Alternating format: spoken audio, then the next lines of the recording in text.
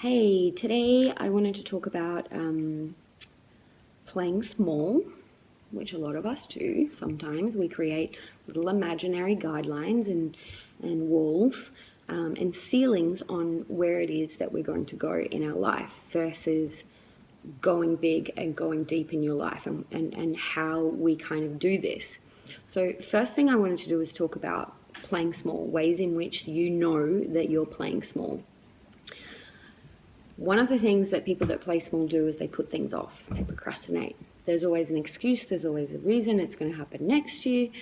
And when we start to play small by putting things off, it can feel very comfortable because I don't have to challenge myself.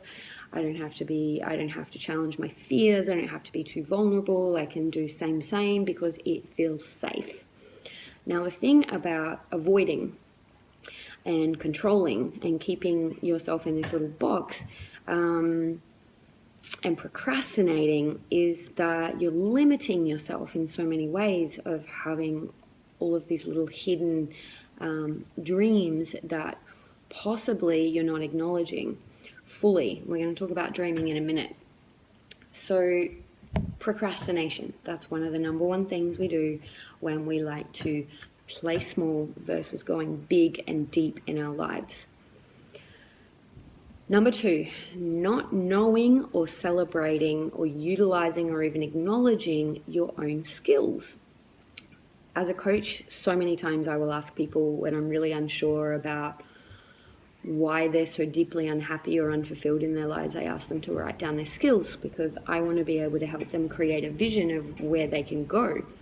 And so I want to know what it is they've got hiding, underneath there. What are their personality skills that I can take out into the world and help them kind of run with.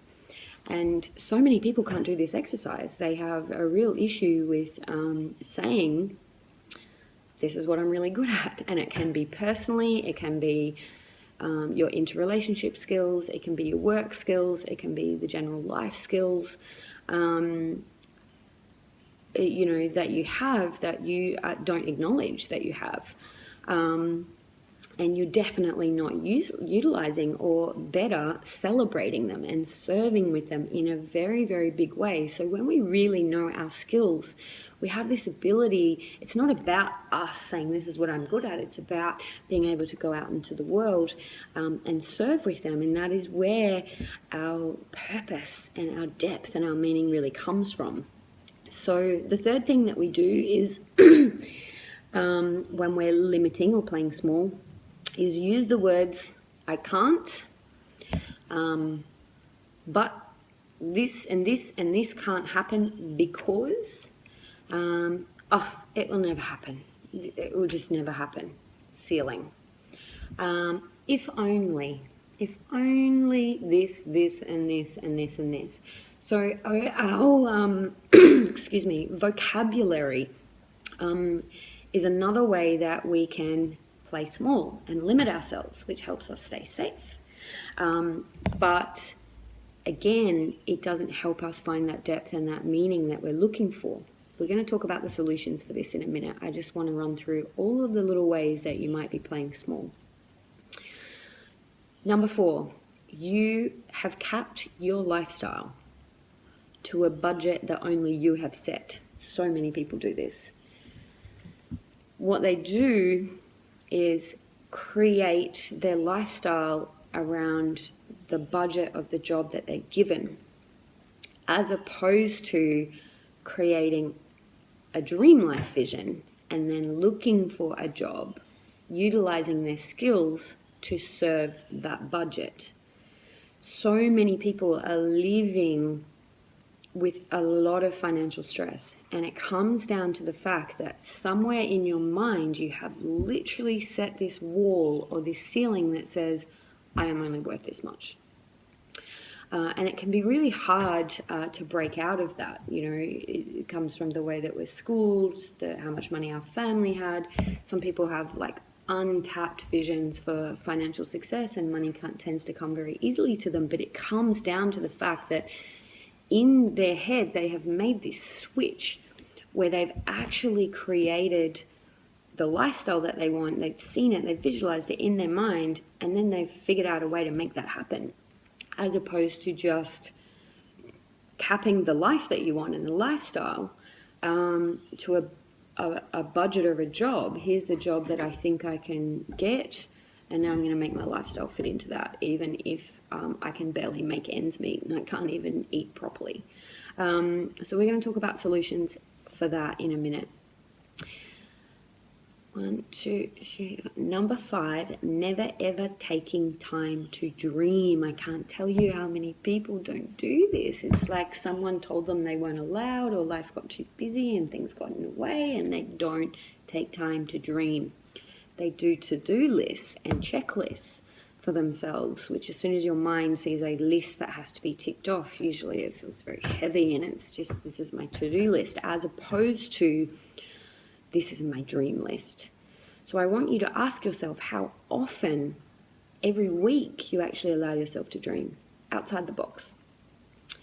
Number 6, you are doing instead of serving. You are doing what you think you have to do. You're doing what you think you should do. You're doing what you think's right for others, instead of really feeling as though you are serving every day with your skills, with your heart, with your mind, and with your hands out in the world. So you are a doer, not a server, and it is a very small shift. So the tools that I want to share with you very quickly is lose procrastination. Nike, I love their slogan, just do it. Every year I come up with a new slogan for my year, and one of my years was just say yes, never say no, and just do it. And I can't tell you how much I accomplished in that year by losing, and I was pretty tired at the end of it, but I lost this need to have to think things through and make sure the plan was perfect. And I developed this sense of just courage, of just being able to go for things on the spot, because I'm a Libran. We like to weigh up every side of, the issue before we make a decision. So I just learned to go for things, and to stop playing small, essentially, by just learning to set myself time limits and deadlines for personal growth and life goals in the same way that, say, if a boss gave me a deadline, I would meet it. So losing this ability to procrastinate by giving yourself deadlines. This is the dream that I want, and I'm going to go after it, and it has to be completed by this stage. So, or this point in time. So personal growth and life goals, working them to a deadline in the same way that you would if you were given a deadline on a job. Know your skills and use them. Know what they are. Take the time today.